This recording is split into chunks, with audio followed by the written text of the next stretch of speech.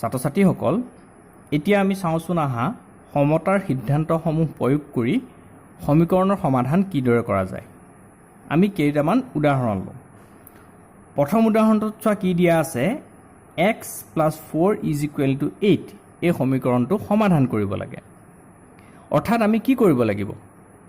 আমাৰ সমীকৰণটোত থকা চলক ৰাশি x ৰ মানটো নিৰ্ণয় কৰিব লাগিব নহয়নে এতিয়া x ৰ মানটো নিৰ্ণয় কৰিবলৈ আমি কি কৰিম বাওঁ পক্ষত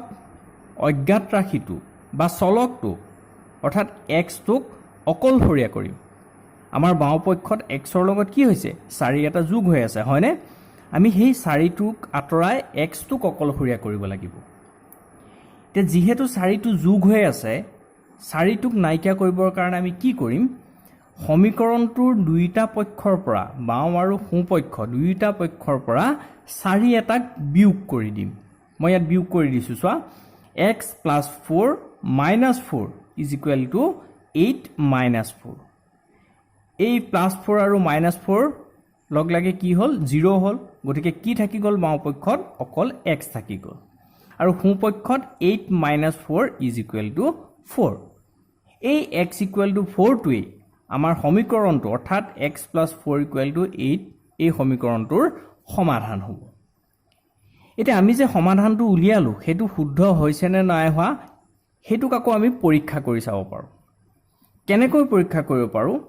এই যে x = 4 আমি পালো সেই মানটো x ৰ মানটো আমি যদি সমীকৰণটোত বহুৱাই দিওঁগৈ প্ৰথমতে আমাক যেটো সমীকৰণ দিয়া আছিল সমীকৰণটোত যদি x ৰ জেগাত 4 বহুৱাই দিওঁ তেতিয়া যদি বাওঁ পক্ষ আৰু সোঁ পক্ষ সমান হয় তেতিয়া হলে আমাৰ সমাধানটো শুদ্ধ হৈছে আৰু যদি সমান নোলায় তেতিয়া হলে আমাৰ সমাধানটো ভুল হ'ব এতিয়া আমি x = 4 x ৰ মানটো এই সমীকৰণত বহুৱাই চাওঁ সমীকৰণৰ বাওঁ পক্ষত বহুৱাই চালো চোৱা কি আছিল x + 4 আছিল x ৰ জেগাত কি দিলো 4 বহুৱালো 4 + 4 8 যেটো সোঁ পক্ষৰ সমান হৈছে হয়নে গতিকে আমাৰ সমীকৰণৰ দুই পক্ষৰ পৰা 4 বিয়োগ কৰাটোৱে সমাধানৰ যেটো গাণিতিক প্ৰক্ৰিয়া আছিল হেতুৱে আমাৰ কাৰণে কি কৰিছে এটা শুদ্ধ সমাধান উলিয়াবলৈ সহায় কৰিছে 2 নম্বৰত চোৱা আৰু এটা উদাহৰণ দিছে x - 5 = 10 ইয়াত কি হৈছে চোৱা আমাৰ অজ্ঞাত ৰাশিটোৰ লগত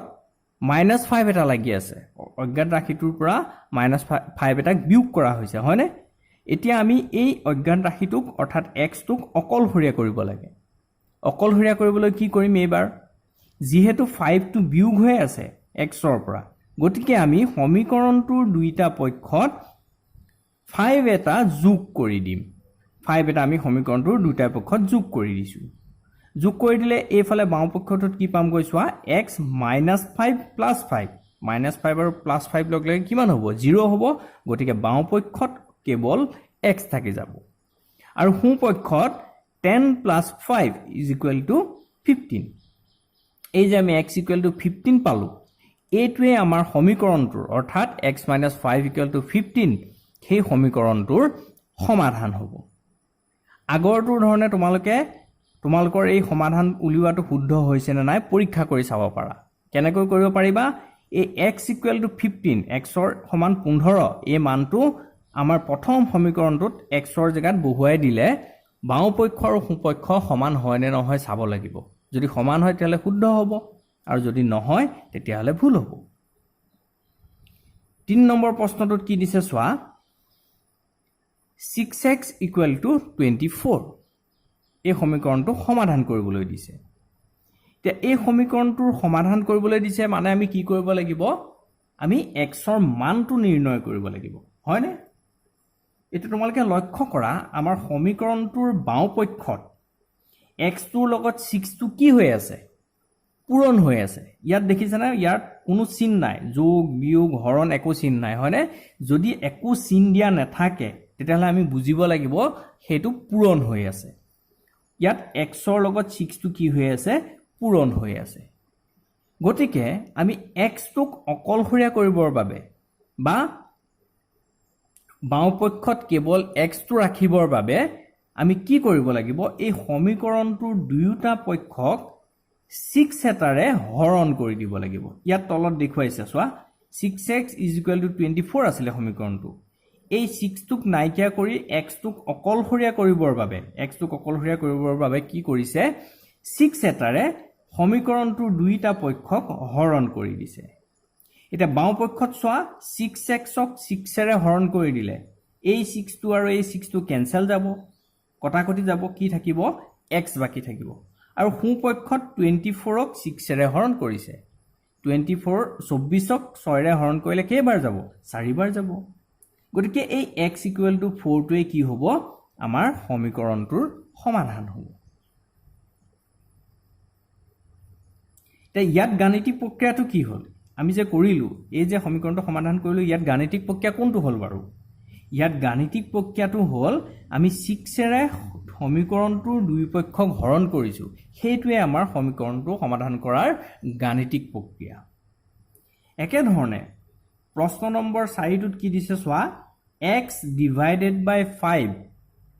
= 4 এই সমীকৰণটো সমাধান কৰিব লাগে অৰ্থাৎ আমি x ৰ মানটো নিৰ্ণয় কৰিব লাগে এবাৰ লক্ষ্য কৰা x / 5 তাৰ মানে ইয়াত x ৰ লগত থকা সংখ্যাটো কি হৈ আছে হৰণ হিচাপে আছে x ক 5 টোৰে হৰণ হৈ আছে হয়নে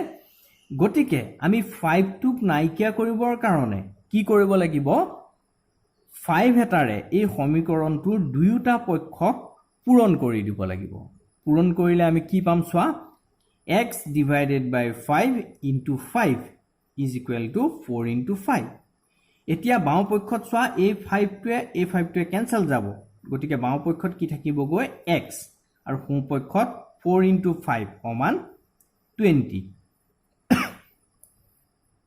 তাৰ মানে এই x = 20 টোৱে কি হ'ব আমাৰ x / 5 = 4 এই সমীকৰণটোৰ সমাধান হ'ব এটা তোমালোকে এটা কথা মন কৰা এই আমি আটাইকেইটা যে প্ৰশ্ন কৰিলো 4টা প্ৰশ্ন কৰিলো তাত তোমালোকে এটা কথা লক্ষ্য কৰিছানে আমি অজ্ঞাত ৰাশিটোক অকলহৰীয়া কৰিবলৈ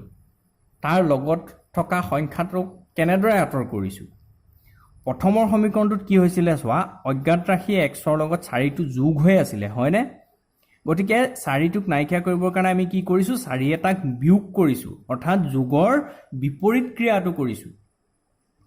2 নম্বৰটোত চোৱা x - 5 = 10 আছিল x ৰ পৰা 5 এটা বিয়োগ হৈ আছিল এই 5 টোক নাইকিয়া কৰিবৰ কাৰণে বিয়োগ হৈ থকা 5 টোক নাইকিয়া কৰিবৰ কাৰণে আমি কি কৰিছো চোৱা 5 এটা যোগ কৰিছো অৰ্থাৎ বিয়োগৰ বিপৰীত ক্ৰিয়া যোগ কৰিছো 3 নম্বৰটোত চোৱা 6x = 24 6 টো x ৰ লগত পূৰণ হৈ আছিল 6 টোক নাইকিয়া কৰিবৰ কাৰণে আমি কি কৰিছো 6 এটাৰে হৰণ কৰিছো অৰ্থাৎ পূৰণৰ বিপৰীত ক্ৰিয়া হৰণ সেইটো ব্যৱহাৰ কৰিছো আৰু এই 4 নম্বৰটোত চোৱা কি হৈছে x / 5 অৰ্থাৎ ইয়াত অজ্ঞাত ৰাশিটোক 5 টোৰে হৰণ হৈ আছে গতিকে এই 5 টোক নাইকিয়া কৰিবৰ কাৰণে আমি কি কৰিছো 5 এটাৰে পূৰণ কৰিছো তাৰ মানে হৰণৰ বিপৰীত ক্ৰিয়া পূৰণৰ সহায় লৈছো গতিকে তোমালোকে এই কথাটো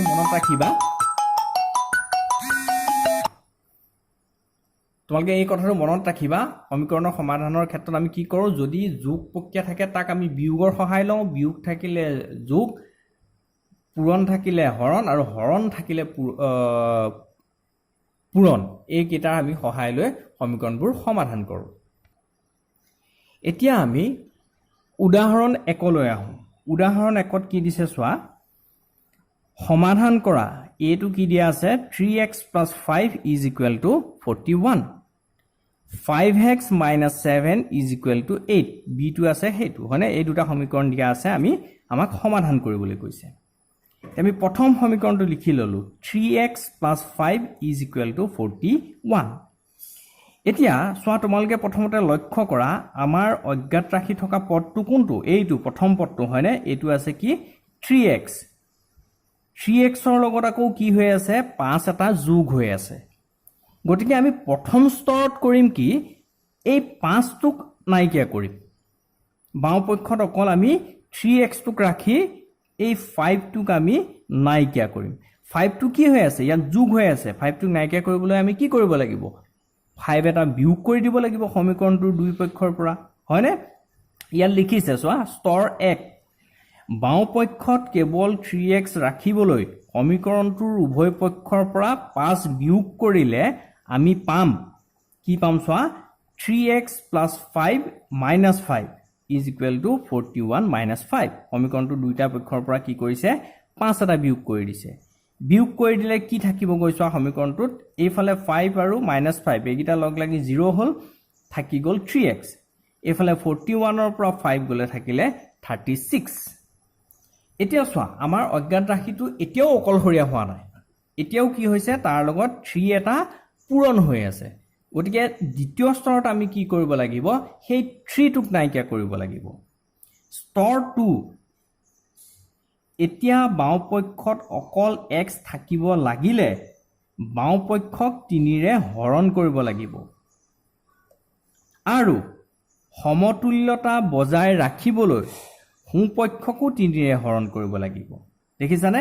সমীকৰণত আমি জানো যে সমতা এটাৰ সমতুল্যতা বজাই ৰাখিবলৈ হলে কি কৰিব লাগিব যদি কিবা এটা সংখ্যাৰে বাও পক্ষক হৰণ কৰিছা তেতিয়াহলে তাক সোঁপক্ষকটোকো হৰণ কৰিব লাগিব গতিকে দুই পক্ষক 3 ৰে হৰণ কৰি সমীকৰণটো আছিল গৈ আমাৰ কাৰণে এতিয়া 3x = 36 সমীকৰণটো এটা দুইটা পক্ষক কি কৰিছে চোৱা 3 ৰে হৰণ কৰি দিছে হৰণ কৰিলে কিমান পাইছে সোঁপক্ষত 3x ক 3 ৰে হৰণ কৰিলে এই 3 কটাকটি যাব x থাকিব 3 ৰে 36 ক হৰণ কৰিলে 12 বাৰ যায় গতিকে x = 12 এই x = 12 টোৱে আমাৰ 3x + 5 = 41 এই সমীকৰণটোৰ সমাধান হ'ব ইয়াৰ পিছত আমি অনুশীলনী 4.2 কেইটামান প্ৰশ্নৰ আলোচনা কৰিম